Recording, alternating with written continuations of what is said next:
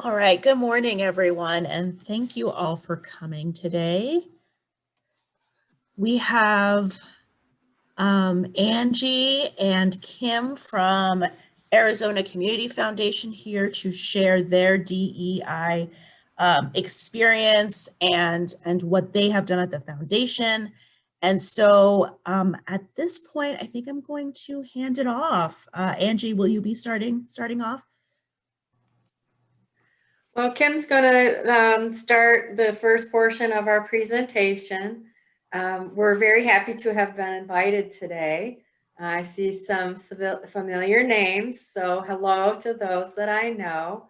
I'm going to share my screen with the PowerPoint, and I'm very happy to introduce my colleague, Kim Covington. She's with me today, and she has been at ACF. I've been here 5 years. How long have you been here, Kim? The same amount of time. I just celebrated, I got my award, my 5th year anniversary award. I just got mine too. Kim is our Senior Director of Community Initiatives. She is one of the very special people in our Phoenix office. She will tell you a little bit more about herself, but she and I are both part of our DEI committee, which we will also explain. She's going to cover the history of how we got started, why we got started, and our journey over time. And then I get to do the nuts and bolts because the details are so very, very important as you go through this process. So let me share my screen.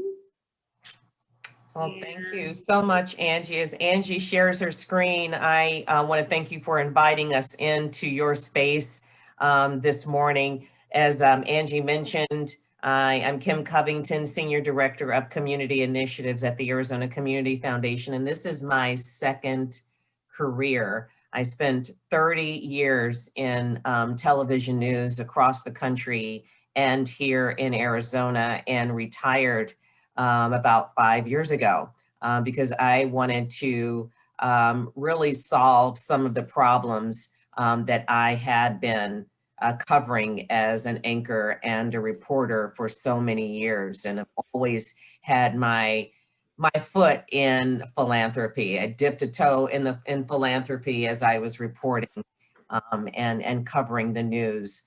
I want to start with the words of the late playwright, novelist, and poet James Baldwin. We've been using a lot of his quotes lately, right? Not everything that is faced can be changed, but nothing can be changed until it is faced. ACF is changing. Its goal is to bring racial equity to the forefront of our work, both through the lens of grant making as well as matters of staff composition and organizational culture. The events of 2020 have only reinforced ACF's resolve to improve our efforts in diversity, equity, and inclusion. For the past 5 months, corporate executives have been reaching out to me asking, what can we do? I'm sure they've been reaching out to you as well, amid the widespread push to dismantle structural racism. But I noticed that some corporate executives and nonprofits worked too quickly to post a message and begin work externally before examining their internal structure and values. The Arizona Community Foundation has had its eye on social justice, equity, diversity, and inclusion since 2008, with help from civil rights leader Jean Fairfax, who passed away last year and was recently inducted into the Arizona Women's Hall of Fame. You see her sitting down there with a beautiful red suit on, and I happen to be her relationship manager of her fund at ACF. Brilliant mind. The fund holder and board member of ACF called on the foundation to improve outreach and equity back in 2007, 2008. Since then, ACF has managed several initiatives in its Philanthropy for All platform, including Latinos Unidos, and the Latina Giving Circle, which improves justice and equity in grant making to Latinx-led NPOs. The Native American Initiative builds capacity and improves succession planning for Indigenous-led NPOs across the state. We have the Arizona Asian Pacific American Women's Giving Circle supporting Asian causes, and the Kellenberger and Tollefson Center for LGBTQ Philanthropy supports youth, seniors, and transgender people, and recently launched the Social Justice Forum to put a spotlight on the LGBTQ issues across the state and the nation. And the Black Philanthropy Initiative has been working to improve economic equality for over 10 years. Together with its giving circles, the African American Women's Giving and Empowerment Circle and REAP, or Real Engagement Through Active Philanthropy, BPI has awarded over $250,000 in grants to Black-led organizations. And last year, BPI established the Social Justice Fund to improve economic equality because we know it will take laser focused funding. And because we don't have a lot of African-American fund holders at ACF, BPI committee members have been putting a little bit in and pooling our resources. We all give from $500 to $1,000 a year to support those collaborative funds. But the Social Justice Fund has, the mission is for us to cast a wider net to gain support from corporate leaders and from fund holders.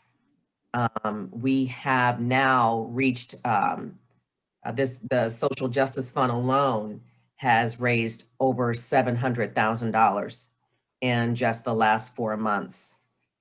So we're grateful that the message is starting to take hold. Kim, I'm sorry for interrupting. Would you share where this photo was taken before I advance?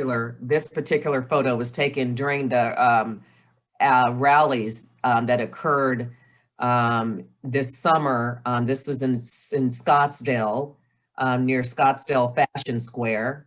Was taken by a photographer who works for the New Times. And so this is, as you can see, there's not enough space to hold the many people who came together, Black, white, Latinx, old, young, all walks of life, trying to get the point across that Black lives matter. Thanks. Yeah, sorry for the interruption. During the last 2 years, we have placed social justice issues on a large platform called The Courage to Listen, Learn, and Act. We address criminal justice reform, mass incarceration over the last 2 years. We will address affordable housing over the next 2 to 3 years. Or especially address the race, how it impacts our race. ACF's community department developed a list of Black-led organizations to support. There are hundreds in Arizona. This list of 100 is a start. Many of these organizations had never received a grant from ACF. Some had never heard of ACF, even though it's been around for 40 years and it's 42 years, and it's the state's largest grant maker and largest private provider of scholarships, yet they had never heard of ACF.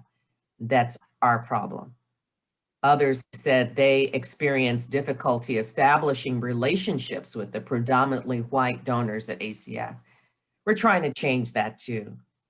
So here are the steps ACF have taken. ACF has taken to continue to take really. And before we continue with Angie on ways ACF is working to improve DEI practices, I want to stop right here because I unloaded a lot of history. I want to know if you have any questions before we continue with these DEI steps that I've outlined here. You're welcome to put any questions in the chat. We can continue the presentation if you don't have any questions right now. So if we don't have any questions, Angie will explain the DEI steps ACF has taken in detail. Angie? Okay, thank you, Kim.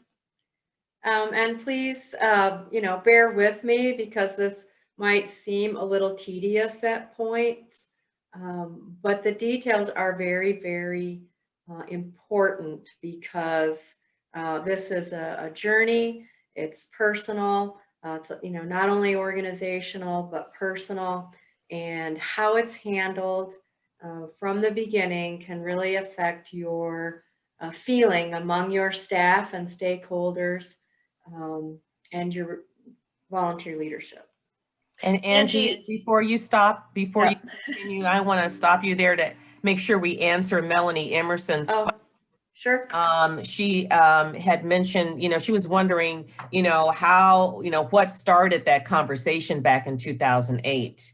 And my understanding is, after talking to Michael Kelly, who was also on the board at the time, or had relationships with ACF, he's African American. He told me that Jean Fairfax, she looked around the board and she just saw, all white faces. And she looked at the percentage of the funds at ACF and saw that the majority of the funds were white. And she felt that it did not reflect, ACF did not reflect the state of Arizona, did not affect the community, and she did not see the community anywhere. And so she said that needed to change. And because this idea of strategic philanthropy had not been a part of the conversation with African Americans or the Latinx community, she thought that why not provide a pathway to establish funds and to build wealth in our communities. And she thought the best way to do that is to establish initiatives and then and have them control the narrative and have them support their communities directly with the support. Each one of those initiatives received seed funding of $25,000 each one. And ACF continues to support all of those initiatives, both with grants and also with back office work. I hope that answers your question. And our board was very receptive to that. And we are fortunate that this really has been board led. We'll talk about some specifics related to that. And, I can say, since you asked the question, that right off the bat, that's very, very important. I'm going to try to move this around. So my title, everybody see okay?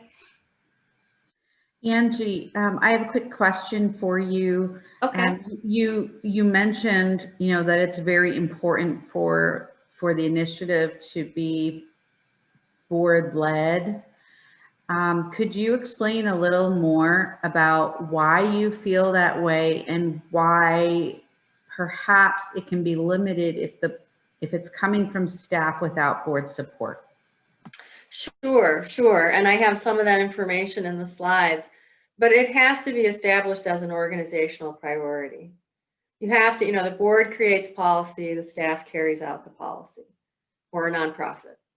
And without board leadership, everyone may not be on the bus. They need to understand why you're doing it, that it is an organizational priority. And I'll mention later, there are costs associated, so the board has to be willing to budget for those costs. But a top-down approach for any major initiative is simply critical. Whether you're opening a new line of business, whether you're embarking on a planned giving campaign for the first time, whatever it may be that is a major shift in your organization, it's critical to have board leadership so that we're all on the same page. And we have that.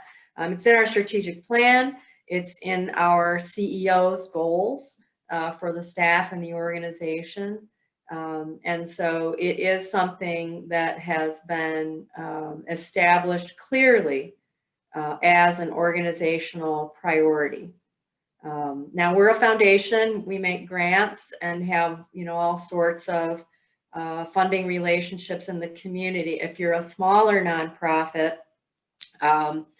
you may have it as one of several priorities. Obviously, you have to continue service delivery. Obviously, you have to continue to bring in income.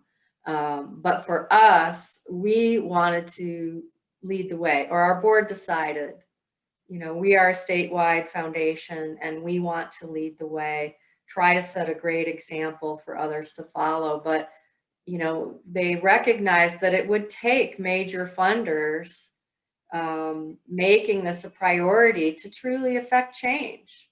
It really takes leadership, and our board, has taken other steps as well over the years to demonstrate leadership by the foundation. It's one of the things I like about, where I work, and I'm sure Kim feels the same way, is that our board is not afraid to take a leadership role when they feel that it's critical, to our mission, which is to lead, serve, and collaborate to build philanthropy for a better Arizona. We're looking at what makes a better Arizona, and our board has said this. And so we have added this DEI internal work to our plate. And Kim mentioned about the internal versus the external work. And this, what I'm going to talk about, is our internal work. So Kim may be able to answer some questions and talk a little bit more about our external work. But I am a member of the DEI committee. I am in, what's considered more rural Arizona. I live in Vail, and I work with the counties in Southeast Arizona. And I was really happy to be part of our DEI committee. And our structure in our organization is to have a diversity, equity, and inclusion committee. Our inclusion also includes access. I know some have the IDEA format, which has the A for access, but I think our team decided that inclusion means access as well. So we have a DEI committee structure. And in keeping what I said about board leadership, we have 3 of our C-suite on this team. So that's 3 out of 7 or 8. So clearly we have put the rubber to the road with our executive team being part of this committee. And it's extensive work. It takes a significant amount of our time, but because it is a priority, we've put our leadership on. Kim is a senior director. She's part of the committee. I'm the person that represents the more rural areas of the state as a committee member, but we have 9 more. So that's 3, 4, 5, and 9 is 14 people on this committee, which also clearly indicates our commitment. 6 of our staff. We started out with all but 1 department, and we are working to add that last department, which is finance, to our team. And I'll talk a little bit more about why that's so important later. Our work, you might think that certain departments don't interface with the public, but we really wanted to include everyone so that we would be speaking the same language and sharing projects and work along the way. We recognized after a couple of months that this job is so big that 1 chairperson wasn't enough. It was taking a lot of this person's time, and we're doing this in addition to our regular jobs. So we converted to co-chairs. So 2 people are sharing the leadership role.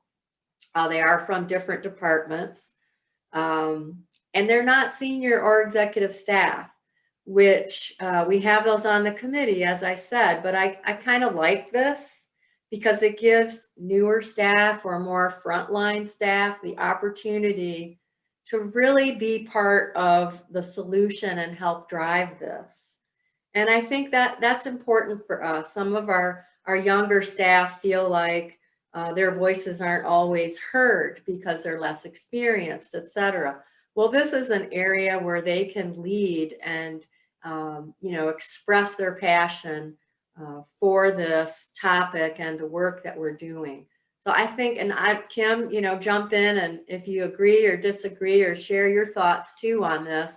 But I like that we have a staff person that's in their 20s and a staff person in their early 30s who are co-chairs of the committee. And I know that diversity is important. Also diversity in how you grew up. A lot of us grew up in segregated communities, and some are young and maybe don't understand a lot of the experiences that some of the older committee members have faced. So it's important to have that diversity in age as well. Agreed. Thank you. Angie, we did have a question in the chat box. If Okay. there were any community members or grantees on the committee, and if not, are you incorporating community members or grantees in a community advisory capacity? Not at this time for our external work. We are sharing materials and PowerPoints and having conversations about this. But what we are doing is starting with our staff, and we want our staff to have a brave space and a safe space. And it's kind of a bonding process that we've gone through this way, but we are sharing it out with our communities. And we're also doing other work in the community that for example, I can talk about later. We're doing some community conversations and such that bring these principles, but we're starting with an internal deep dive with our processes and such. We keep our CEO and executive team apprised. We do a monthly report, and we also go to them with ideas, requests from our staff and say, hey, here's what we'd like to do. So we've been given some flexibility, which is really nice. I'll talk about our overall plan, but we've also, one of our principles is nimbleness. So we've been nimble with each other along the way. DEI is a very broad topic. One of the resources we're going to provide is, a survey that we did of our board and committee members about different aspects of diversity. But we realized that it is such a big field. We wanted to choose race first. We plan to address other factors, everything from, gender, sexual identity, ageism. We're in this for the long haul, but we wanted to address race first because we started realizing that there was a ton of work to do, and we needed to bite off chewable chunks and not get too overwhelmed. Looking at the depth of work that needed to be done, we decided to hire a consulting firm. We have 60 staff. We have 6 regions around the state. We really needed somebody to help us lead certain parts of the work that we were doing. And we not only wanted our individual and local experience, but we wanted national experience, and to pull in a team of people whose work it is to work with profit-making businesses, foundations, and others to do this type of work. And, as I said, it was a big workload. We did budget for this cost ahead of time. We made a commitment to spend some money on this to get it done. Our executive team negotiated this contract It was high level, and they handled it. And they also made it clear to the company that we chose that we're a community foundation and we're in Arizona. So we need to have you customize some of this stuff for our region. You know, for example, issues related to race along the border, and you know, historic events in Arizona, like the Buffalo Soldiers, the Black Soldiers in Sierra Vista, etc. So this firm is a partner. They lead certain sessions, but we really, as a committee, are leading this internally for the organization. They give us advice and counsel, but we know our team, and we know what we need along the way. And so we've really customized this for ourselves. And they were willing, which was great. We started this formally last November.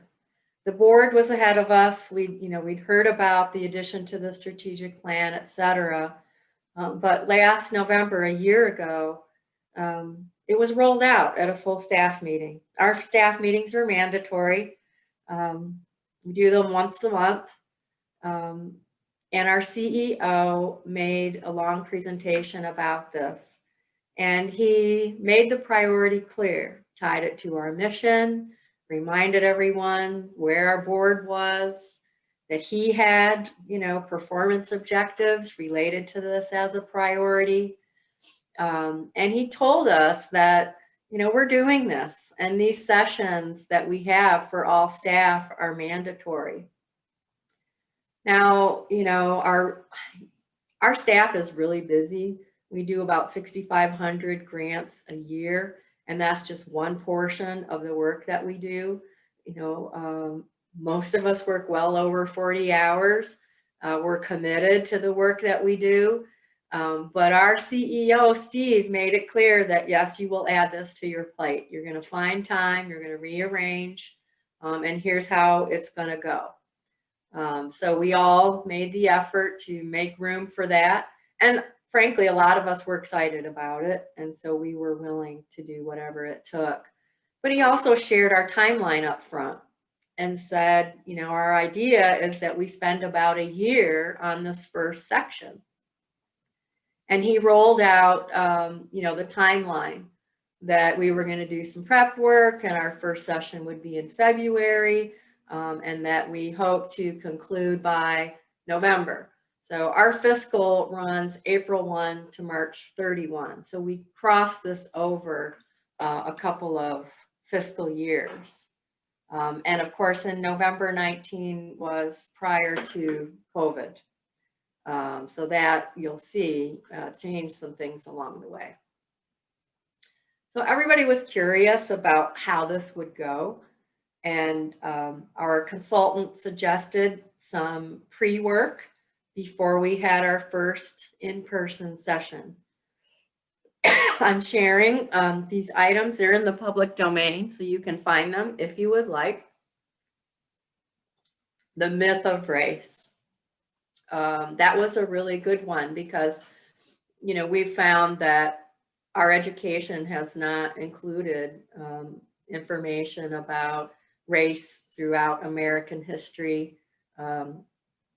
And we wanted people to do some prep work about that topic. Jay Smooth, great TED Talk. I'm sure many of you may have seen this already. Specifically related to philanthropy is this article from SSIR, the Stanford newsletter. And we really took a long, hard look at bias in philanthropy in this article. A lot of our staff was not aware of the history of philanthropy in the United States, and so this was pre-reading. I would say it took probably 3 hours prep time to get through this. Chapter 1 of White Fragility, I'm sure many of you have read that book. And then we watched a video article from the author of Decolonizing Wealth. So this got our staff buzzing even before our first all-day session. People were doing the pre-reading, which was fantastic and of course required. And we had our first full day It was in February. We did do it in Phoenix at the one of the Native American schools in Phoenix, so our site was relevant.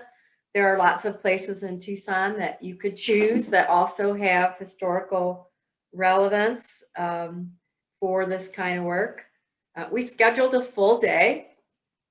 We started out with some lecture from our consultants. We watched some videos. We had some breakout sessions, but clearly the material was very heavy. It was a deep dive into the history of the United States and philanthropy and sort of how we got where we were. And sometimes there was tension in the rooms. You know, you could tell that some staff were not really emotionally prepared for some of the things that they were hearing. And we talked about this at lunch and afterwards, you know, how much is too much? Should we have done such a deep dive on that first day? But in retrospect, I think it was a great way to start because we weren't just scratching the surface. You know, it wasn't casual. It was serious. And it was, I feel, a great way to establish it as a priority, as a serious matter, and as a way to show our organization's commitment to the process. And can I add, Angie, Please that do. Please do. just, it really set the bar because to me it's that, you know, get ready to continue to be uncomfortable. You know, it's time for you to be uncomfortable. Mhm. You know, people of color have been uncomfortable for hundreds of years. And it's okay that you are going to be uncomfortable. And that's when the learning begins, is when you begin to feel this. And that was important. And we didn't sugarcoat anything. And it's important not to sugarcoat it to make one group of people feel more comfortable. That is not going to work in your organization. It's not going to work because it's not going to feel real. It's going to feel like it's somebody else's problem. It's everyone's problem. Very true, Kim, and that's a great point. And one of the things we learned the first day was to use the words race. You know, people talk about prejudices, people talk about, you know, biases, but we talked about white supremacy. You know, we talked about some really, really tough topics. And I even remember myself, you know, I was sitting there feeling like crying. Even though I had done, you know, all the homework, you know, I thought I was well prepared. You know, I realized, you know, the gravity of the situation. And I also felt personally, you know, some guilt. And that was hard for some of our staff to take this deep dive and to really think about, you know, the history of philanthropy, for example. You know, I had done some research on Henry Ford, you know, because sometimes I do presentations about philanthropy and planned giving and endowments and that kind of thing. And I had read his remarks and I thought, well, this sounds inappropriate. He sounds, you know, a little bit arrogant. And, you know, and I grew up part of my life in Michigan. And so, you know, the Fords were someone who I had looked up to and been to the museums and such. And I had a hard time with why he would feel that he knew better than others what society needed. So I'd seen a little of it, but this was really new to me. And I think it was that day that you know, I felt like, wow, it's time to do this work. And some of my other colleagues felt the same. Not everybody. We'll talk about that more too. So we started to be impacted by COVID in March. We started working at home March 16th. So this caused us to have to change our timeline a little bit. We had been wanting to do the full staff sessions in person, and we were not able to do that. We had kind of a buzz going. We'd done some feedback sessions. Everyone was, starting to dive into the work, and then COVID prevented us from meeting in person. And we were disappointed by that. And I feel that some things should be done in person because of the bonding that I talked about.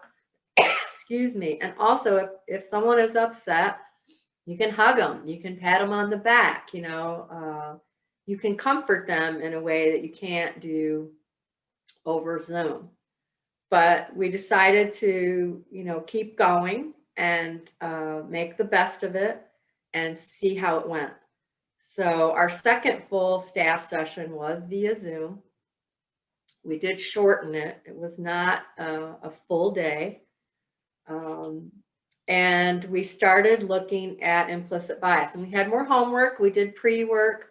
The resource that we used from Harvard, it's a test that you take to determine your bias toward race and also LGBTQ. So we did that. There are several tests in there. We gave staff the option of taking more than one test because it covers various topics. And I took a couple more than the minimum, but it was required that you do the bias test for race. So everybody came having done the test, the survey, they call it, to rate yourself on your own personal biases. And some folks were really surprised. They didn't want to report what their results were at the meeting because, they were a little embarrassed, and we didn't force that. But it was, the test when you take it is kind of odd, but when you get done, I think you see more of the value of it. You look at images and have to click left and right and do some things. It's a brain test on how you're wired in your brain for racial biases. So we gave you that resource at the end. But we started to get more specific about the racial equity tools that were out there. And we also, in our second session, were introduced to something called choice points. They've been described a couple different ways, but it's a good first look at your own work that you're doing in your daily life as an organization. They call it a 3-pound weight. I call it a small bite. You want to start looking at ways that you might see implicit bias or other biases in your work and get brainstorming about how to fix it. And it's not philosophical, and it's not a total revamp at this point. The idea is to bite off a small bite that you can chew on and start thinking about how you can specifically address any implicit bias in your work.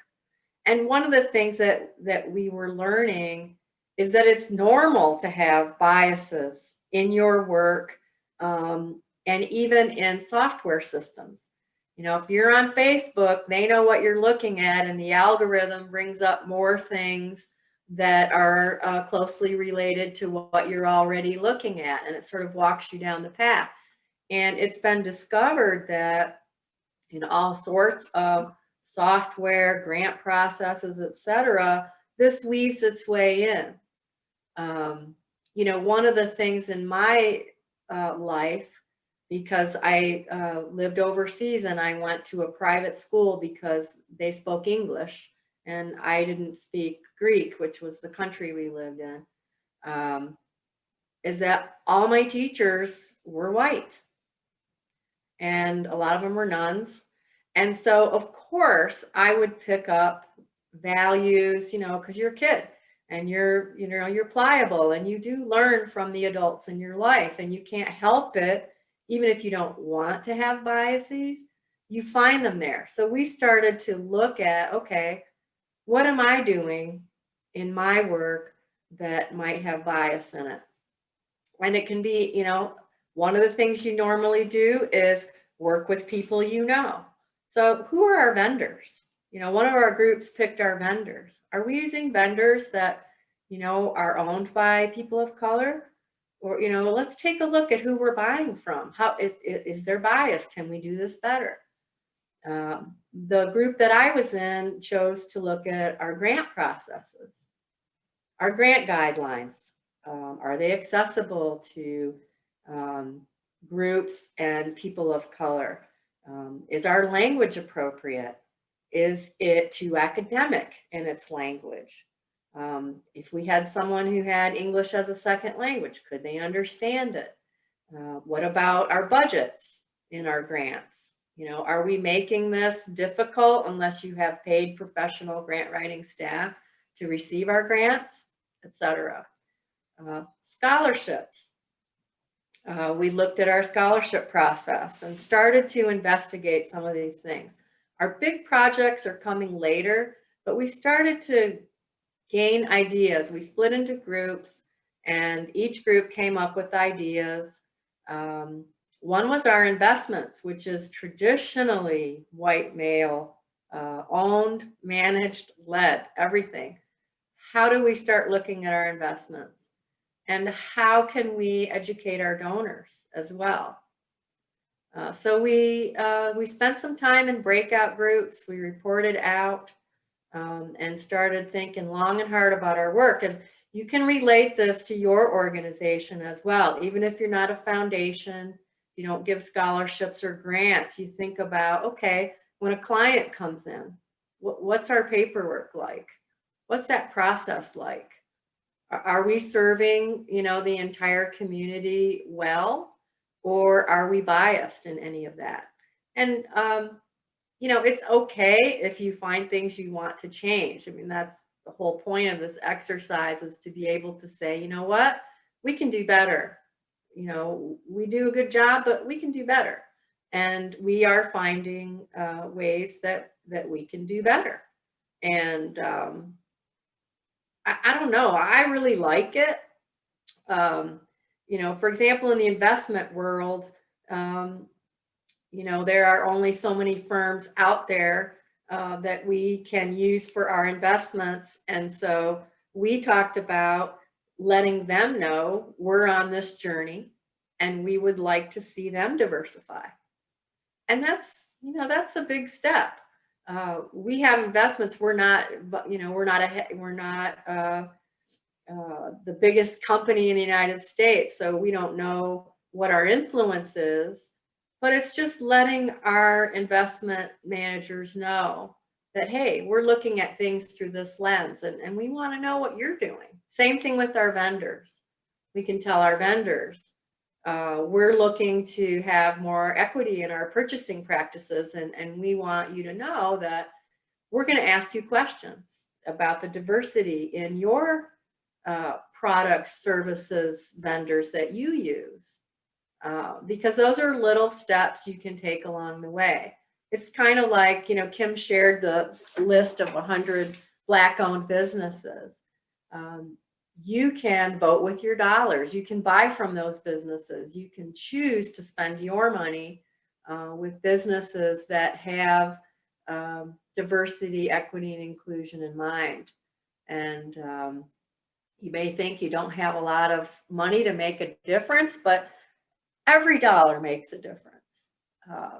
You know, you're speaking your piece, having a voice does invoke change over time.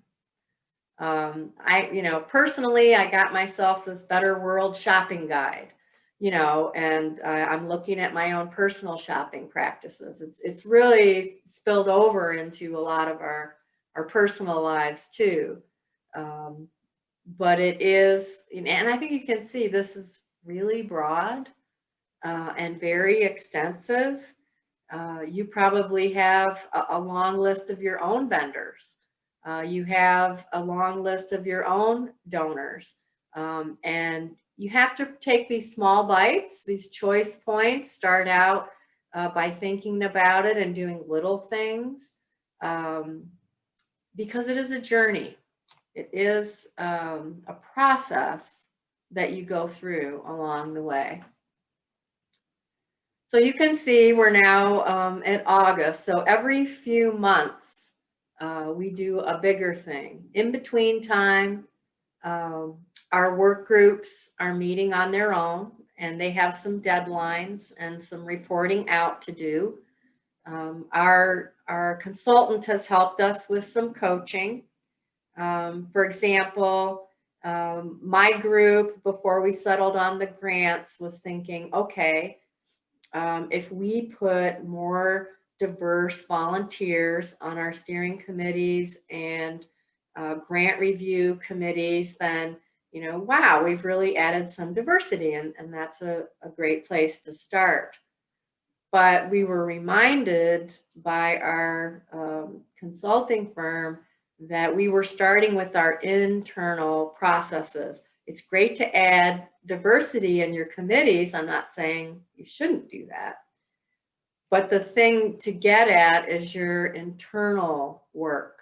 It doesn't do you as much good to add diversity to a grant review committee if your application still makes it difficult for organizations, you know, led by people of color, or people whose organizations are led by people who, you know, have English as a second language, or, you know, organizations doing great work that, you know, has a volunteer writing all their applications. You know, they're still encountering the bias in our data points, in the questions that we ask, and the complexity of the budgets, the reports that they might need to turn in, et cetera.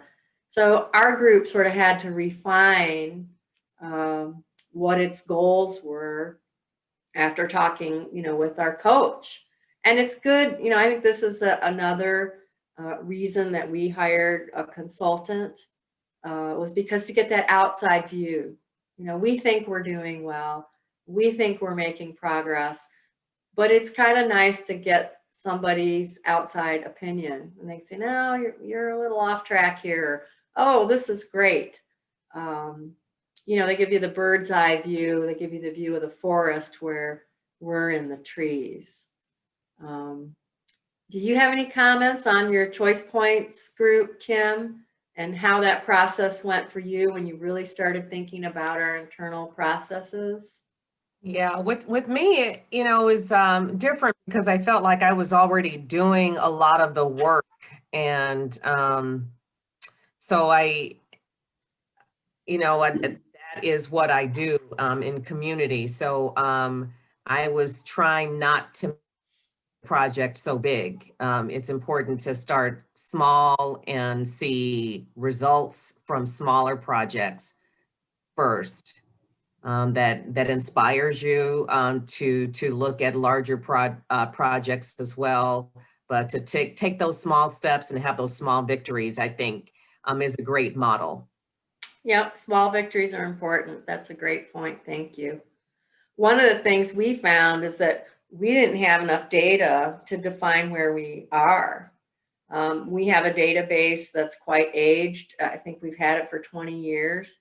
And the way that it was set up with custom fields, it wasn't even tracking some of the diversity points that we want to track.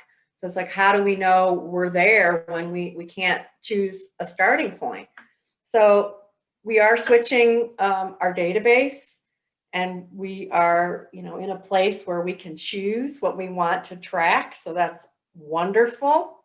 For example, with our COVID grants, we're going back and doing a survey of our grant recipients to ask them about their diversity and inclusion factors, because our current system that we use to make those grants didn't tell us. So data is a good consideration for you if you want to define your progress, how you might do that. If you don't have the software to accomplish that, then maybe budgeting some time and money to do some surveys about your clients or your donors or your volunteers might be appropriate. Because we kept saying, well, where are we now? And sometimes we couldn't answer that question. And that was frustrating. So data can be a nice thing to guide you along the way. We also found that some of our teams had overlap on what they wanted to do. And so we realized that when we got to the bigger projects, we were going to have to resolve that, because some people came up with the same idea. For example, some of our work with the First Nations and tribes in Arizona was important to more than one group. And we didn't want one duplicating what the other was doing or working at cross purposes. So communication is really key. And that's, when we report back to the group, when we come together as a full staff, that's where we can start hashing some things out. And for example, in the second column there, one of the things we discovered, we have an office in Yuma, and they had been sharing some things with some of their volunteers and such, and they found some people objecting to the term Latinx. And most of the rest of us hadn't even thought about that. We thought we were using, the best and the newest term, but there was some objection to that. So we had to talk through some of the language that we were using. People would say, well, do we use African American or do we use Black? We don't know. And so we would talk about some of the generational differences, some of the personal differences, and how to talk with each other about this work using the same language. And we have provided you with a list at the end of our PowerPoint of the terms that we came to agreement on that we would use for this tool. It's interesting. It's a growth process. And I'm glad that we've had these discussions and that people are feeling free to speak up. I think we have created an environment where if people aren't free to speak up to their boss or one of our executive team, they come to the committee, and that's great. And I think that's also why it's important to have a broad range of people on the committee, so people have their peers there. It's not like talking to a higher up all the time. One of the tools we learned in our August full session was the ACT tool. That's also in the public domain, and I think I've provided a link to it in the resources. But we started to learn about having some of those difficult conversations. And this way, the tool also applied to our personal lives. When you're talking with someone who has expresses opinions or has beliefs that you feel are counter to acceptance, counter to inclusion, they might be racist. It's a way to try to preserve the relationship, but also speak your mind, express your truth to the other person. And the first part is to affirm relationship. Spending time with you is really, really important to me, because whatever that reason is. And then you counter what they're saying. One of the ways you can do that is to say, it upsets me, it bothers me to hear your words because of how it makes me feel. If it's something against me personally, or if it's against someone I love, or against my, deepest beliefs, it's a way to express that in a calm way, but still, maintain the relationship, and then to try to transform the conversation and the relationship by asking for what you want in terms of going forward. And maybe it's you ask to be heard as a first step. Maybe you ask someone that you love to go with you to a museum where they can learn about race or another factor. Or maybe you ask them to watch a video. For example, you may have a friend or a family member, or, maybe you volunteer at a nonprofit, or you may have someone who volunteers with your nonprofit to watch one of the videos. If they don't understand race and how it really doesn't exist, you can have them watch, in terms of human biology, you could have them watch one of those videos about how, we've been divided into groups for certain purposes that are false. Just ways to try to transform thinking in a kind way to preserve relationships. I'm not an expert at it by any means. But people would say, well, what do I do when someone says things that, hurt me personally, or that I object to? We've got this tool that you can research on your own to try to help have some of those conversations without arguments, without damaging relationship, because ultimately the goal of this is healing. It's to transform things for the better.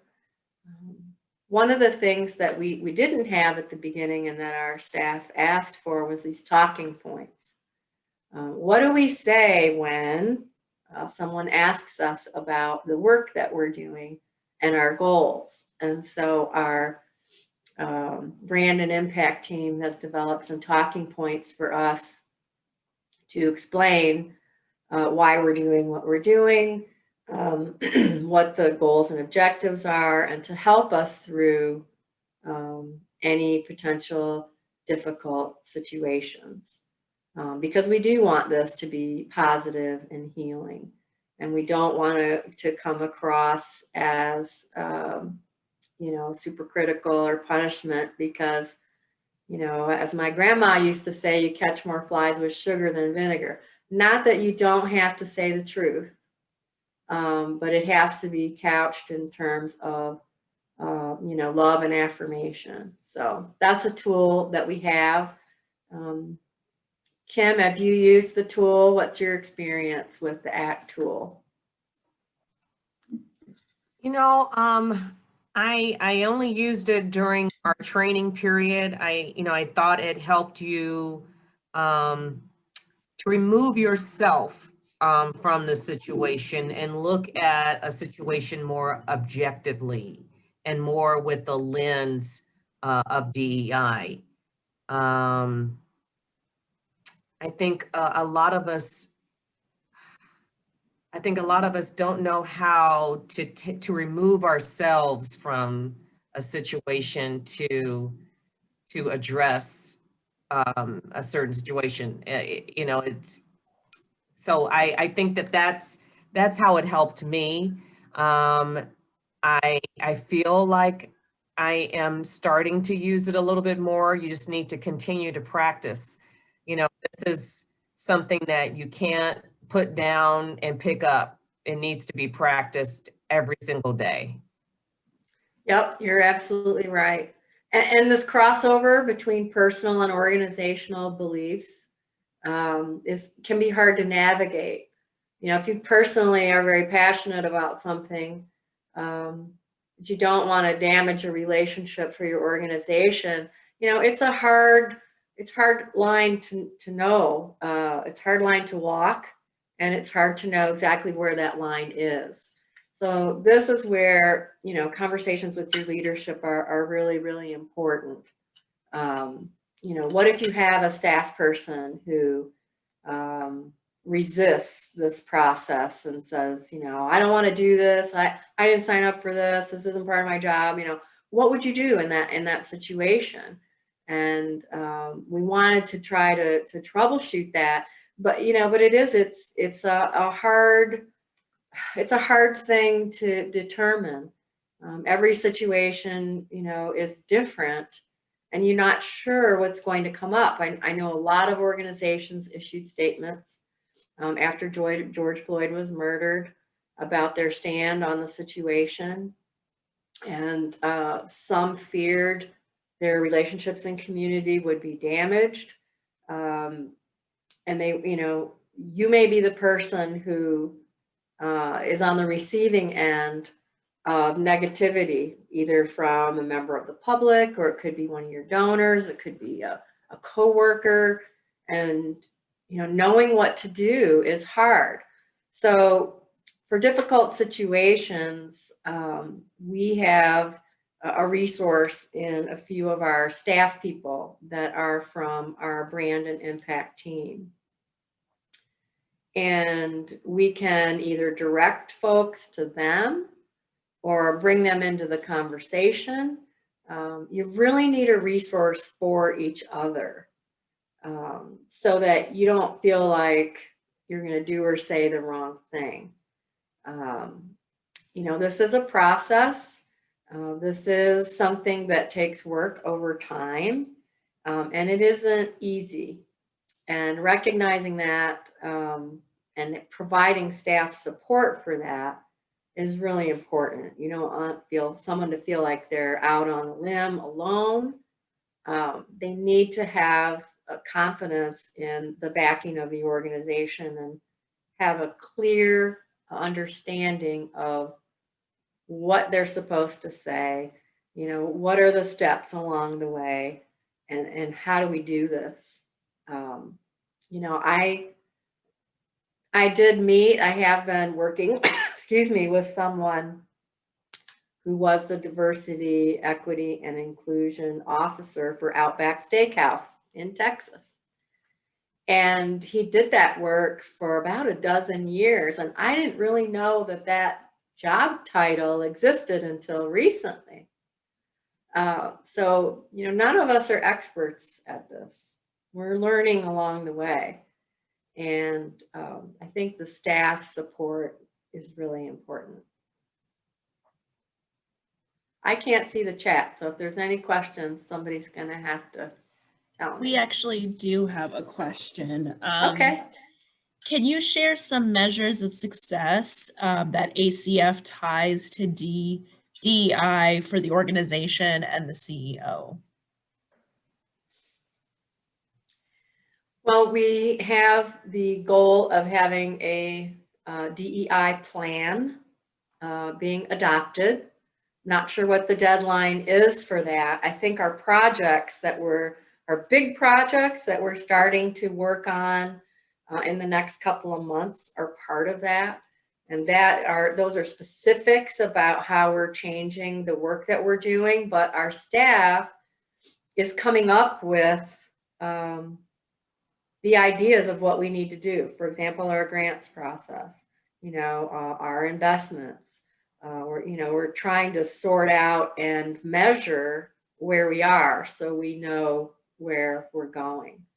Some of the measures of success that we found along the way is it starts simply with the light bulb going on in people's heads. You know, for example, myself, through elementary school, I lived overseas. My dad was teaching at university, so we would travel in the summer. I'd seen a lot of different countries, a lot of different cultures. You know, I'd eaten, you know, lamb eyeballs and, you know, octopus and, you know, all these things. I thought, wow, you know, I grew up in diversity, hearing other languages, living overseas. You know, I think I understand a lot about diversity. And boy, I had a light bulb go off. You know, I realized, wow, you know, you have a pretty privileged upbringing, and, you know, that's not what this is all about. Between the nations of Europe, it's, you know, it's much deeper than that in the United States. And the racial divides and stuff. So a lot of our staff just having, you know, I know being woke is a term that's used a lot now, but really some people have had an awakening. I'm not sure, and Kim, please give your opinion on this. I don't think you can go in at the beginning unless you have a bunch of data and some advanced analysis of your organization about, we need to do 1, 2, 3, 4, 5, and we'll be there. I think the self-examination is a really important first step. And Yeah, I think it is personal as well as organizational, because you may find you don't want to work at an organization if this is a priority for them. You know, well, you know, Yeah, go ahead, Kim. well, I was going to say that I think we can start with the composition of our board of directors. That is a huge win. We've seen that change and become more diverse over the years. And I believe that our board is one of the most diverse boards, especially among community foundations in the country. And next year, we will have an African-American female as the chair of the Arizona Community Foundation Board of Directors. So I think we've come a long way in that regard. Our staff composition still needs to be improved. We're working on that. Again, we're becoming bold in the way that we share social justice issues.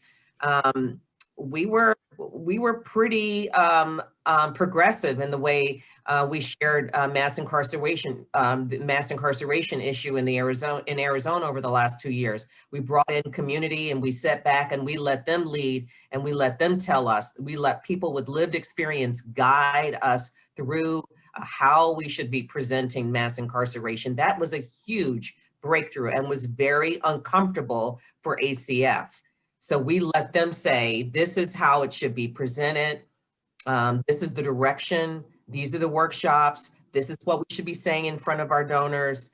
And when we didn't do that, we got a lot of pushback from the community.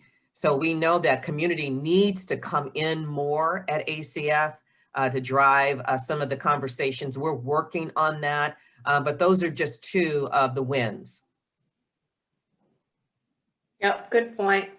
Good point. And, you know, I think it would be frustrating to be, you know, a person of color or, you know, perhaps someone from the LGBTQ community to come in as a leader and then find that, you know, the institution itself is set up for bias. So this internal work, you know, is a complement to that. And adding to our staff, our boards, we have groups of advisors in the community. And I'll give you an example. You know, when I started, one of the things we would look at is geographic diversity. Okay, I need someone from Douglas and I need someone from Wilcox or Patagonia. But, you know, it had to do with covering it geographically. But, you know, now we have a different lens. I mean, I did have, let's see, 2 Latinas already as part of the group. I do have a Black woman as part of the group. But we needed to really look at that across the state and say, okay, how do we find volunteers? Yes, it's important that, you know, Wilcox is represented. We have a lot of small towns spread out over a wide area, and we do want to stay connected with the issues and needs of those communities. But how do we do that better? You know, even age, we've started to work a little bit on that to try to bring young people in too and have the youth voices, you know, and not only as it relates to race, but that's really, well, we have 60 staff, you know, we have offices all around the state. You know, it might be easier for smaller organizations to get through some of this if you're, you know, more locally oriented and you have, a smaller number of volunteers and staff. But I do encourage you to be very broad with your brushstroke and very deep in terms of the conversations that you have. You know, I've heard a little bit about some nonprofits that have had pushback from donors who felt personally attacked by diversity statements that the organization has put out.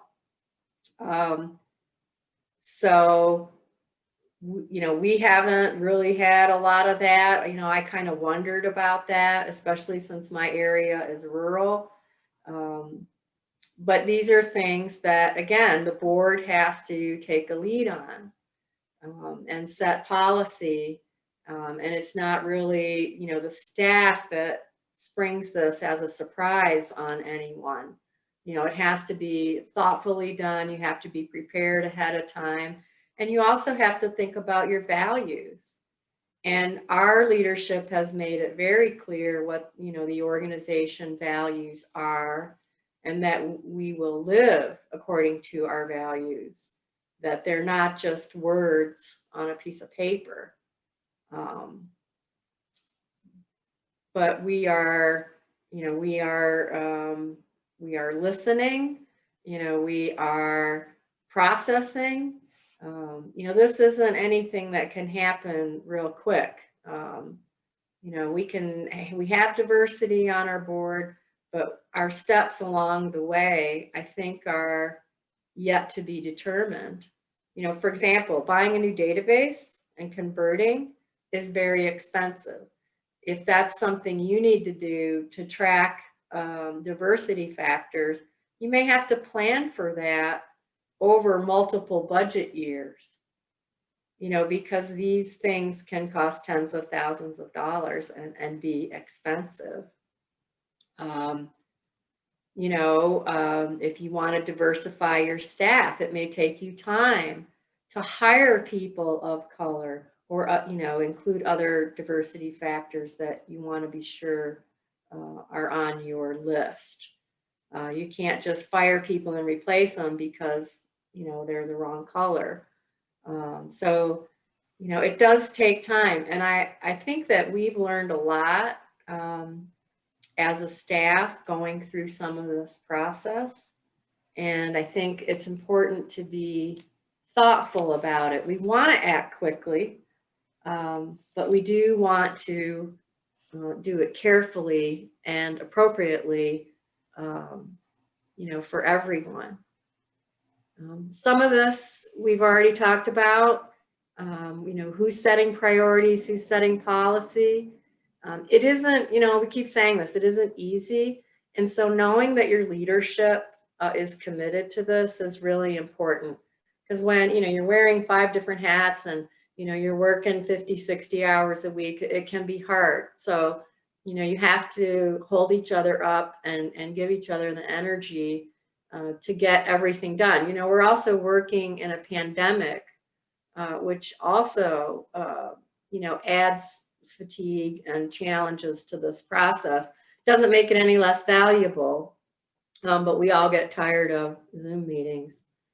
I think it's great that our staff can recommend projects, and I have this listed later, but one of the things we came up with was having a library, because I was sending Kim stuff and she was sending me stuff, and our CEO was sending things out, and, you know, we're saying, how do we keep track of all this and what it is? And when we do share it with our volunteers and community members, how do we find it? So we decided to establish a library. Where do we need to keep the library? How do we vet the items in the library? How do we have a nomenclature for the library? And I'll explain that a little later on. So you can't see because of the top of my screen here, but from this month through next June is when we are going to be implementing more major projects. So from those small bites to big bites, we're taking what we've learned from the choice points and starting to implement some bigger projects. And throughout all the feedback and surveys and discussion with our consultants, our executive team is setting the priorities for these projects. As I mentioned, our technology is a huge one. Converting to a system that will track all of this work we are doing. But within those priorities, and you know, some of us want to do everything all at once. You know, because we're excited and we recognize that we have a lot to do. But the executive team is going to set some priorities for us, but then we're going to allow the staff to recommend projects within those priorities. So again, the frontline staff, you know, is everybody's participating in this and everybody has a say and input and we're all doing the work together. It's not something that we're going to, you know, tell people to do. We're still getting training, still going on. We're going to be learning some more tools along the way and putting those to use on our projects. And these projects, I believe, are going to be organized according to departments, even though we are interweaving work as an entire group and as a DEI committee along the way, just to touch base, provide feedback, because I'm sure in your organization too, what one group does affects the other. What our finance team does affects me as a regional director. What our grants team does affects all of our constituencies, et cetera. So we're gonna have the, you know, key communications going on so that, you know, we all understand how and what we're going to be doing. So, you know, this is a lot of professional development. You know, it's in addition to our regular professional development. And I'm personally, you know, pleased to be able to do this kind of work at work. Every individual gets training as well as by team. And then we're working on the projects you can see. And these are estimates. I'm sure that each project will have a different time commitment depending on the size and complexity of it. But we're already preparing everyone for their calendar. You know, you need to calendar 10 hours a month for your project work. You need to calendar 4 hours a month for your individual training and leave space for that. You know, again, we're sharing the timeline in advance. We're setting expectations in advance, setting the priorities in advance so that people know what's expected and can act accordingly. One of the important things we've done is feedback along the way. We've done this in several different forms, and I recommend that you do this because different people have different ways of learning, you know, visual, audio, tactile. They feel comfortable with different forms of feedback. Some, you know, when we did the surveys, the first question was, is it anonymous? I want to be able to speak my mind. You know, whether that's we're not moving fast enough or we're moving too fast or I don't understand these concepts. So we did paper surveys at the end of our in-person sessions. Of course, now they're online. We've had feedback sessions on Fridays hosted by our DEI committee members where people can talk about what they've read, talk about their choice point project, you know, talk about how they're feeling. You know, in this environment, you know, we did on top of our regular daily work, we did what, $9.2 million in COVID relief grants. So, you know, our work was, you know, a third on top of, you know, we were doing 135% of what we normally do in a year because of our COVID grants. and we're doing the DEI work at the same time. So even if somebody just wants to come and say, wow, I'm overwhelmed, I need help, you know, can I vent to you for a few minutes, and we're listening. We're sharing, and it's kind of nice because a lot of people are sharing their personal growth along the way. We had a couple of people that were resistant at the beginning, and then they come and say, you know what, I had an epiphany. I realized, you know, this is a way I've been raised and the way I've had this outlook on life, and I'm growing, I'm changing. And, you know, that makes the rest of us feel really positive about what we're doing and going through this process. I think that I have gotten to know many of my coworkers much, much better. You know, I work remotely from the main office. You know, small number of staff at my office, but it's really connected me to the rest of the people. I've gotten to know their personal stories. You know, we've shared more, we've been vulnerable with each other. I would say overall, this is overwhelmingly positive. We're making space for this at our staff meetings. It's a regular agenda item. People know who to call or email if they have questions or want to provide feedback.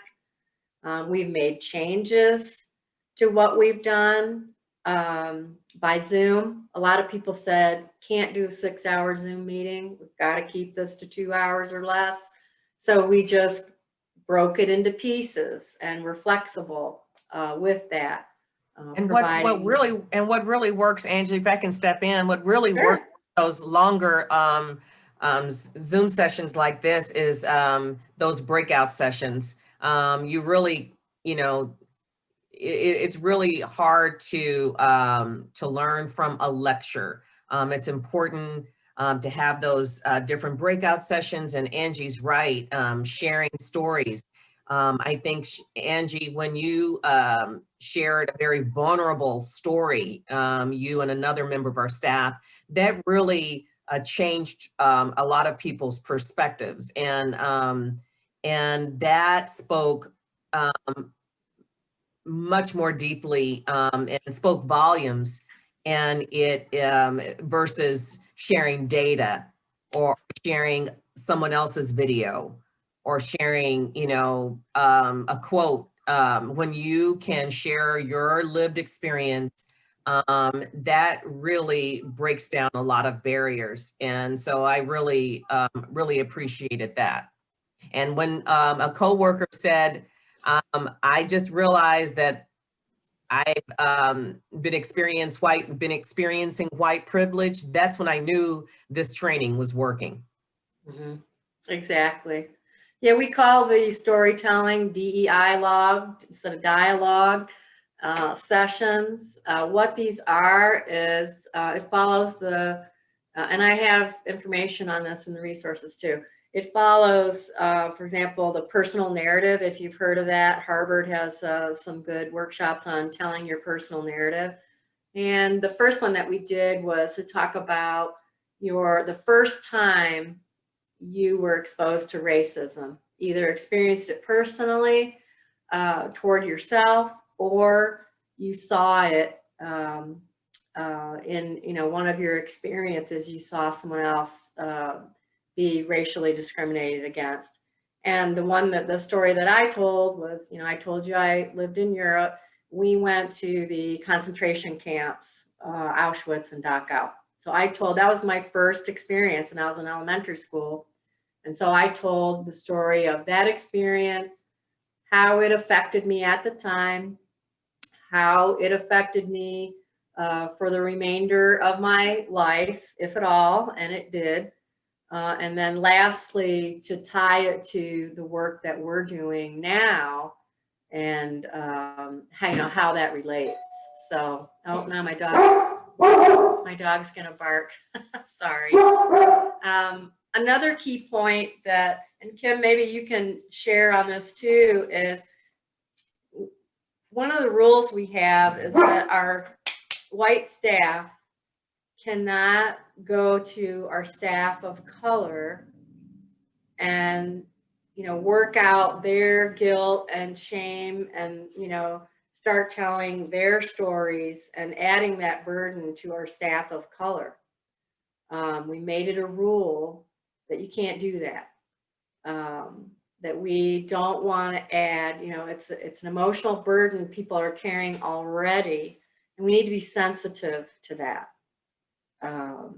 Because we don't want certain staff, you know, you think, oh, we're having a DEI committee. Let's put all of our staff of color on the committee, and, you know, they can drive it, and, you know, they can get all the feedback, and you know, they can bear the burden of that. No, you know, we're not doing it that way, and we want to be respectful of people's emotional burdens and not. And I really Yeah, go ahead. appreciate, yeah, I really appreciate that, Angie, because this is painful.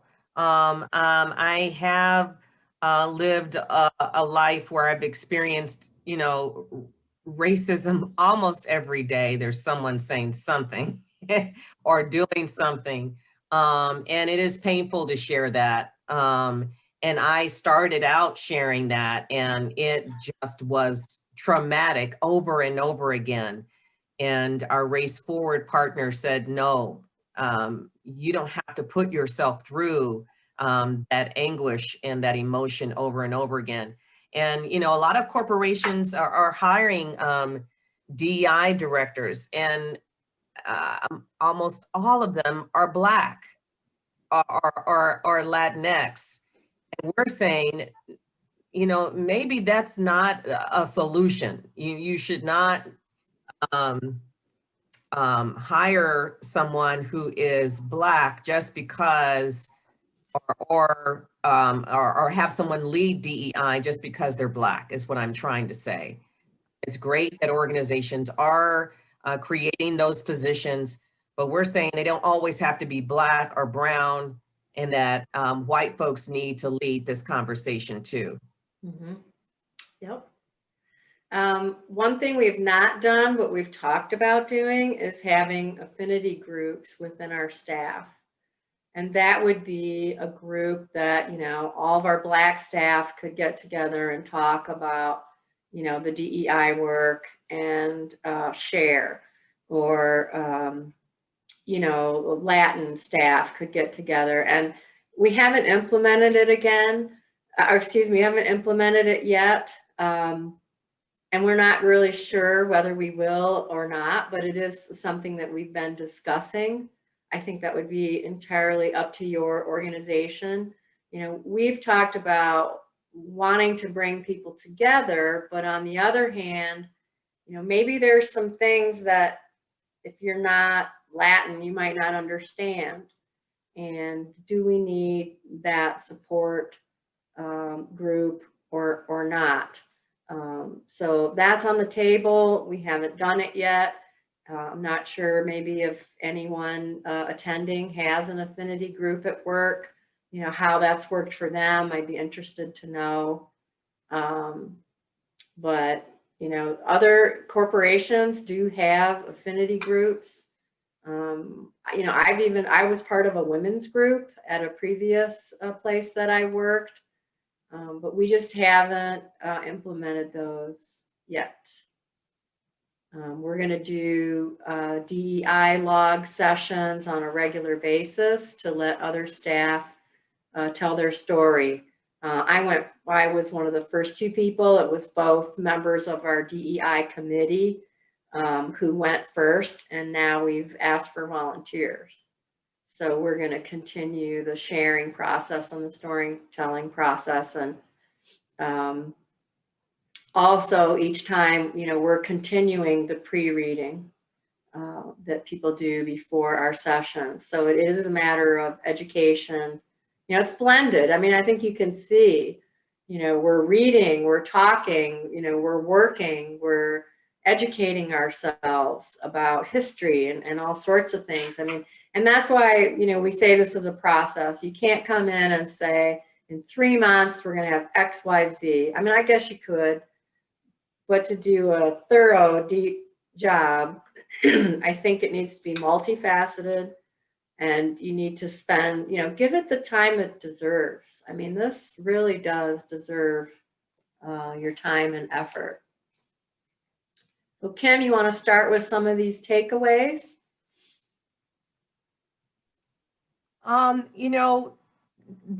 It's really important. I mean, Ed mentioned that our executive team commits to this, but also communicates it properly. So all of our the heads of our different departments, really have to buy into this. And Angie mentioned the importance of our board of directors really leading this. And then our public policy committees. Our public policy committee is also aware and is advocating for this as well. So it really has to come from the top. So the executive commitment is a must. You mentioned that everyone starts with the journey, with the journey that starts the journey at the point where they are. I may be further along only because I've been living this experience, and this is my work in community already, but someone else may not be there yet. And so we're not saying that this other person needs to be at the place where I am, but that it is important to at least start and at least make that change. Yeah. And that this is not going to be a 6-month training. This should be a part of your life. These are life lessons. These are long-term commitments. It does not end when the Race Forward training ends. This should be incorporated in your life long-term. Go ahead, Angie. Yeah, and I'm just going to talk about making mistakes. We're all learning, and we have to have a space where I can screw up and say something that's got a microaggression in it, or to say, I don't understand, and then realize, oh gosh, I need to apologize. I need to ask forgiveness. We have to be able to do that with each other. We're all human beings. Kim said we all start at a different point. You are going to make mistakes, and you can't be, wanting to be perfect right from the get-go. We're human. And I think talking about that as part of your process to allow for forgiveness, allow for growth, is important, because people aren't going to speak up if they're afraid to speak up. Oh gosh, I have this feeling, I have this thought, but I don't dare say it. Of course, you have to, choose your words as carefully as you can, but you got to have your heart open enough to forgive one another. If there's anger, hear the anger. If there's sadness, hear the sadness. I was doing my storytelling, and, I pride myself on, professionalism, and I don't show my emotions at work, and I'm crying during my presentation. And I thought, oh gosh, this is embarrassing. But it was actually good for me to show some vulnerability and let my coworkers know what touches me deeply. It's a good thing. And it is a bonding thing. It is a growth thing. I think it's good for us as a staff. But forgiveness is part of this, because we do all enter the journey at a different point. And I'm sure, our staff of color have already been forgiving some of the things that have been said and done by our white staff. So it's just trying to be kind to each other and to keep talking. Kim has said this a number of times. We just have to talk it through. We just got to keep talking. We just have to keep at this and not give up, even when you hit a snag or a difficult point, or there is an offense or whatever. It's kind of like other relationships. You have to commit to getting through it. And I'm watching our time here. So a little bit more about our library. We have a central location in our project management software where you can submit things for our library. And we have 3 committee members that review everything. And I don't know that we've had anything that wasn't approved. Some of it is date sensitive. And so we're trying to figure out, okay, this might not be relevant in 3 years. Do we keep it? Do we timestamp it in some sort of way so that we know it's one of the things we might not want to keep down the line? But we are storing it in a file sharing site, and we're making it so that people can use this in their work and community or with our grants committee and such, because we are going to review our DEI effort with our grant review committees, because they are people from the community and they need to understand the lens that we're using. So we came up with a way to name everything. And it starts out with a hashtag, and it's going to say hashtag video, hashtag article, hashtag interview. Could even be hashtag movie if that was the case. We put the length of it, and then the major topic or topics, so that, if I'm doing a presentation and I need a video clip, I can go into our library and search it easily. And I signed up to be part of the library, and when I went in, there's like already 200 items in there. So it's a big job, but I think it's a valuable tool that we have. And, we had, I don't know, 4 or 5 suggestions from staff to start a library. And that way, people can read at night or on the weekend or on their lunch hour or what have you.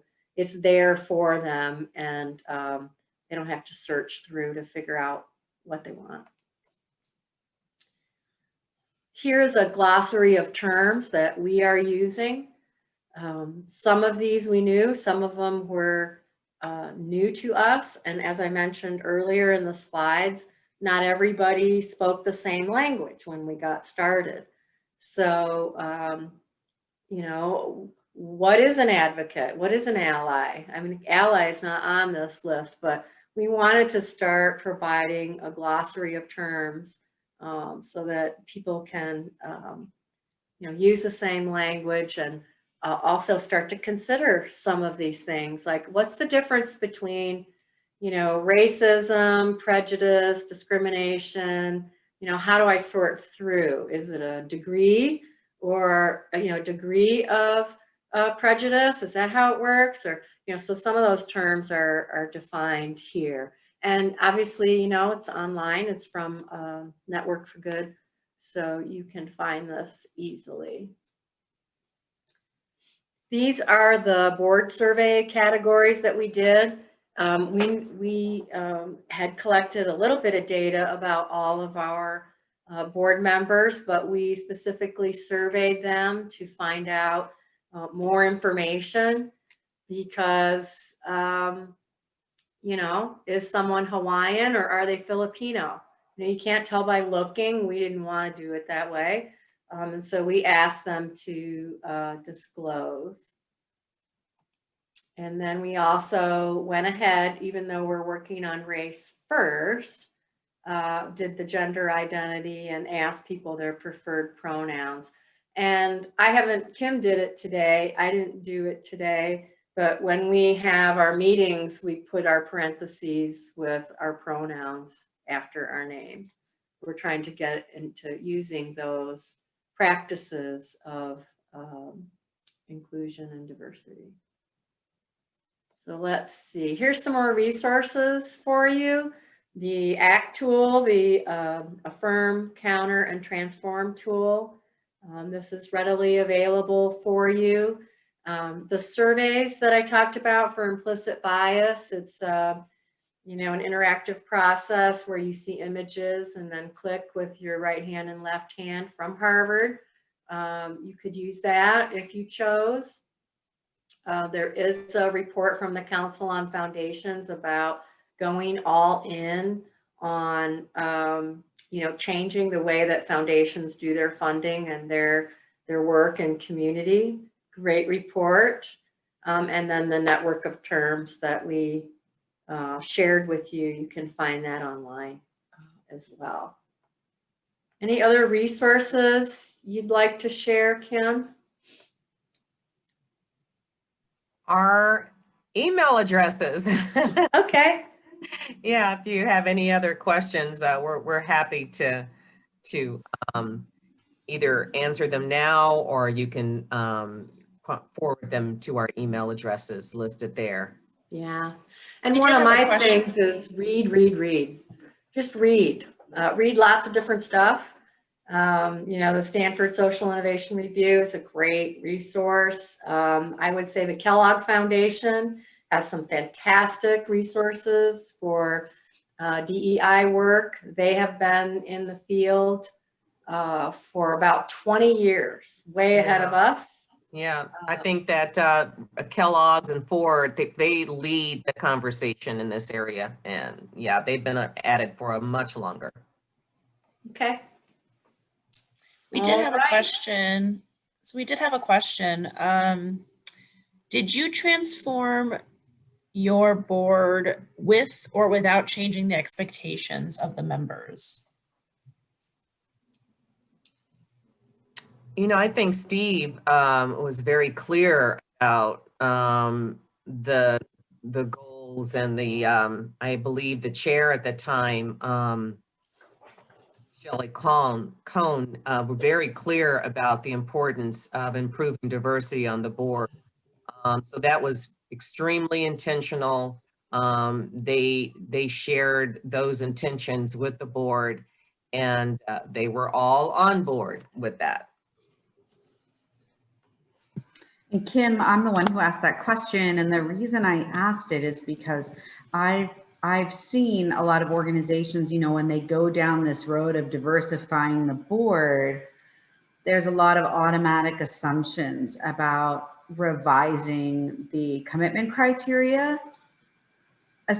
I think people think they're assuming they're being helpful or inclusive, but to some extent end up perhaps replicating bias. So for example, as a consultant, I've seen a lot of organizations where they start talking about diversifying their board, and the very first thing that comes up is maybe we should lower the expectation of giving.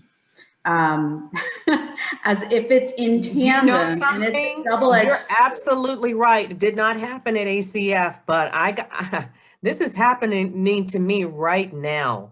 There is an organization that is literally, their board is literally all white. And I'm seeing this more and more, you know, they're rushing to say, oh my goodness, I didn't realize we were all white. And they're asking me to come in and help them improve their diversity. And then that question was asked, and it really made me feel uncomfortable when they said, I think we need to lower the expectations and not require as much of the give and get. And that is a fact. It just happened. Well, we see it a lot. I mean, I see it a lot, and I think candidly, people don't, because they have not been exposed. They have also not been exposed to diversity within class. So often there's this assumption, there's just an assumption that there's no fill in the blank people that can give at a certain level or that can do X, Y, or Z. It's extremely problematic, I think, and yet it also comes from this space of wanting to be inclusive. And so unpacking that for an organization, I think is, well, it's interesting. I just wondered if if either one of you had any tips on, you know, working with organizations and how you've helped organizations through some of those discussions. No, that personal experience, but I'd love to share this with our team, you know, that others have experienced it as well. Yeah, I have, talked to nonprofits in that situation, and I've said, well, if this board member can't give $1,000 a year, can they make that up by making connections or, finding other donors to give that $1,000. I mean, it's a decision each organization has to make. But when I talk about fundraising, there's different kinds of fundraising. I think everyone has to make a financial commitment, but obviously some can give more than others. And, an introduction to another board member or to a staff person who can begin to cultivate the relationship can almost be more valuable sometimes, depending on, the person you're being introduced to. Some people aren't comfortable making asks. Some people don't have the means, but there are still valuable ways they can contribute to the income for the organization. I mean, we all know that planned gifts are often larger transformational gifts, and they come from people's assets rather than from their annual income. And I may not be able to give large dollar amounts from my annual income, but boy, if I leave you my house or I make you the beneficiary of my life insurance policy, that could be $100K. So, you have to define how they bring that value to the table. Yeah, I agree, Angie. One of the other things that I question though is the very premise, because when you support organizations in doing things like wealth analysis of their donors and so forth, you often see that sometimes a lot of these assumptions that certain kinds of board members can't give, and it's not just about race, although that comes up, and ethnicity. It's also about rural versus urban, right? Like assuming if an organization is in a rural community, nobody has two nickels to rub together, which is so untrue. I see that a lot, but on the back end, because we support our clients with things, with services that also include things like wealth analysis and things like that. If they're doing more complex fundraising, I've also seen the data behind the scenes that shows that a lot of these assumptions, frankly, are just not true. Even on boards, that oftentimes people say, oh, I don't have any, some people will make excuses, other people won't. And it's, to me, in some ways, it's more about commitment. It's not about the how philanthropic folks are, and not just about whether they have the resources, because oftentimes people who have, one person who has less resources than another will give more. So that's also a very interesting dynamic. And I'll stop talking about this, but I find it very interesting. I think it's more common than we give it voice.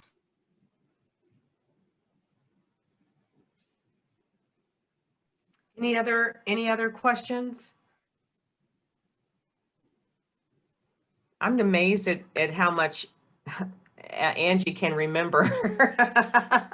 I mean, she utilizes no scripts.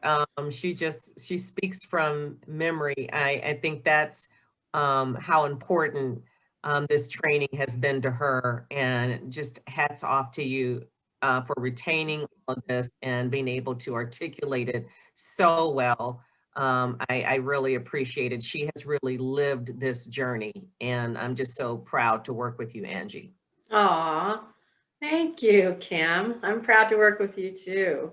It is near and dear to my heart, and it has been since I was a child. I guess I have my parents to thank for that, who taught me my values.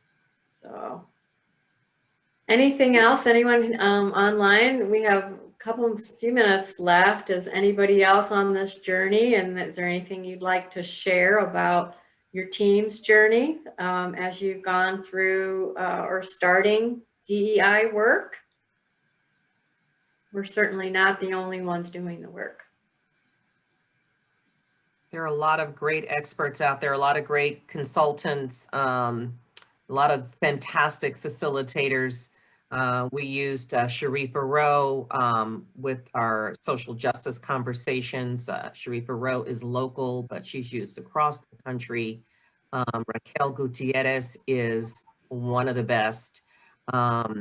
We've used Luke Black. We've used Belen Gonzalez.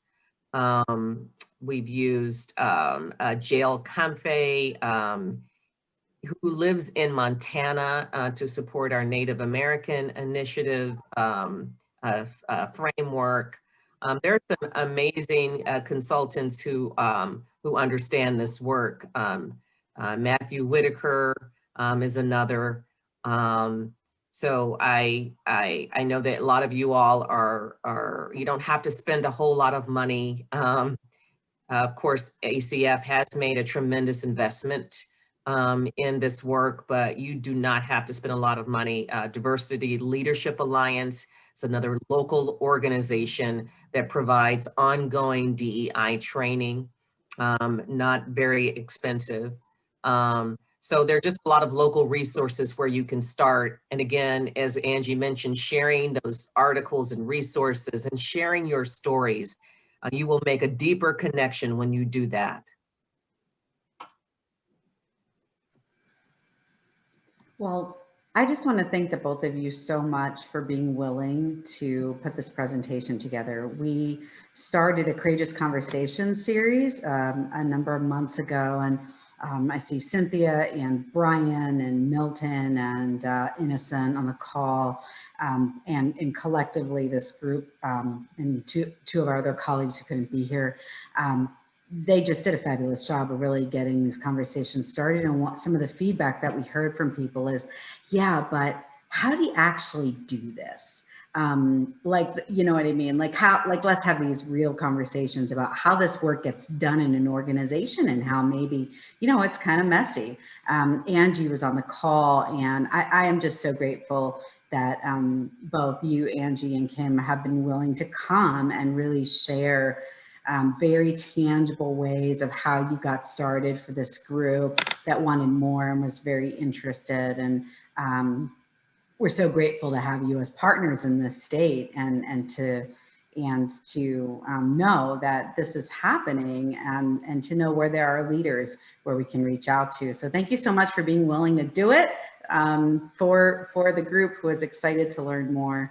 Really appreciate it. We're all in this together. Yeah, hope it wasn't too tedious. Sorry. Not at all. And so Raise the Bar Consulting is actually going to do another session on Thursday with a couple of the folks on the call here today, Brian and Innocent and Melanie. And we're going to talk a little more about how you get this started and whether you want to talk more one-on-one with someone. And while Brian, Innocent, and Melanie are on the call, I may not be doing that justice. So if you'd like to just share a little bit before we wrap up for those who might be interested in joining us on Thursday, that would be awesome. Jennifer, I am so sorry. I have to drop off for a call at 12, but hopefully I'll see lots of you on Thursday and really just looking to continue the conversation and really take action as opposed to just speaking about the things today. Thank you so much. There was a question about the PowerPoint slides, and I've already emailed them to you, Jennifer, so you have them. Okay, fabulous. We'll be sure to get those out to everyone on the call. And also, we have been recording this session. Okay. So we're going to go ahead and post it up on our YouTube channel for folks to watch, and we'll share that information. But please also spread the word so that if folks were unable to join us today, they can go ahead and participate. And Angie, Kim, if that's something you also do as well, we can make that available to you too. Okay. Thank you. Thank you. Just delighted to be with you today. Thank you so much. I just feel like this was such a gold mine of information and an awesome toolkit for people. I'm so excited. So thank you so much for being willing to partner with us to do this. Sure. Thank you for listening. Thank you for learning. Have a great afternoon, everyone. You too. Have a wonderful afternoon. Bye-bye. Bye-bye.